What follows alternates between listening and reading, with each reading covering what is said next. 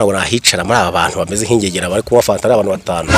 Bamwe bambaye igofero iki gusa nabicaramo mfite amafaranga yanjye. Atajya nonsaba no kuri burushete. Kandi ndiye kwicara hepfo. Kwanyu. Mwajyemo amagara neza abantu. Hakwimo. Nabya bindi bigera urabifite bya bigera gutya. Urabifite cyangwa bigira. Ibisi byo navugaga nyamara iki kibosi ni kiguri. Ibirayi biroga mugabo.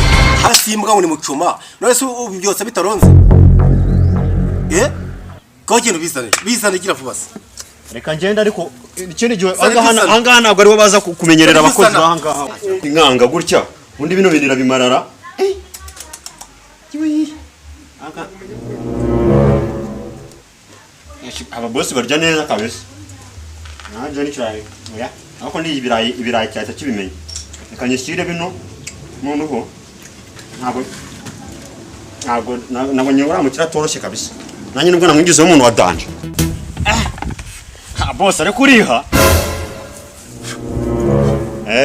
Boss bura nabwo cyagiye bura nikiniraga ntabwo nabwo. Zanusena jya fast zanusena mu muri kamagambo menshi.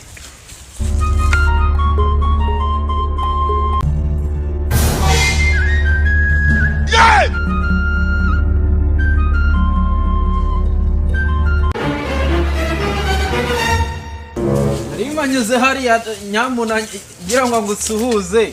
Byagenze bite? Wiriwe. Urabona niriwe rero. Cya kintu cyakanze nkitegura serato kitabinjyana. Bacyaje ariko. Wiriwe. Yego. Narese amayi. Uturutse se narinciye hariya ndabanireka ngusuhuze. None kudakomeje? Naze nari kugucaho ntagusuhuje. Ariko ari no basuhuriza se sha. Ndabona kwisazi ko ndiyo nayishaka kunkoraho. Ariko se ngayicari ryo icazwa amagambo menshi ntago njye nyakura. Ndavuze nereka ngusuhuze n'ubusanzwe rega inyama ntago njya ndebaho buriya nubwo wenda nzikundaho gatoya ariko kurebaho byarananiye. None wapfa ku nugupfa kumva mbese muri bake. Ngakira amagambo menshi yanyu y'abavumba ndabazi. Kira cy'ibyurye.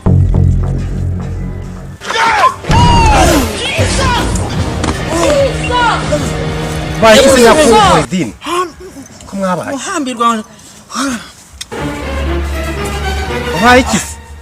Icyo cyanya kibashobora baka. Icyo cyanya kibashobora baka bavumba nuko mwabaye. Abavumba umuntu atabagize gutyo ntago yawe mushobora. Wajya gaheza ari ukora nk'imuzanye. Uragiye kuzinjyana wabwawe. Kushimye sibize mu sena mumbe mutega ndabirya se ndabireka se ndabisubiza se kandi ndabyishyura ndabigenza ne ariko kuba ko ndabirya kuko nta naso nabireka shimye nashyize kamera kurikina ari muhaye wa kaburi dini yo kaburi inka. Jesus Christ of Nazareth.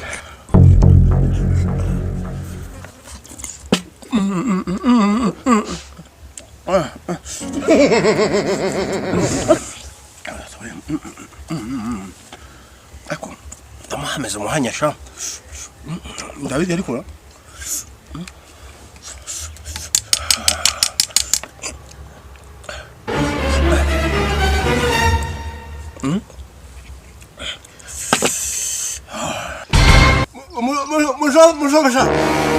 Mujo Karame wa kigabo. Yageze amazi ufite sha. Sinakubwiye waretse gakoramo nangise.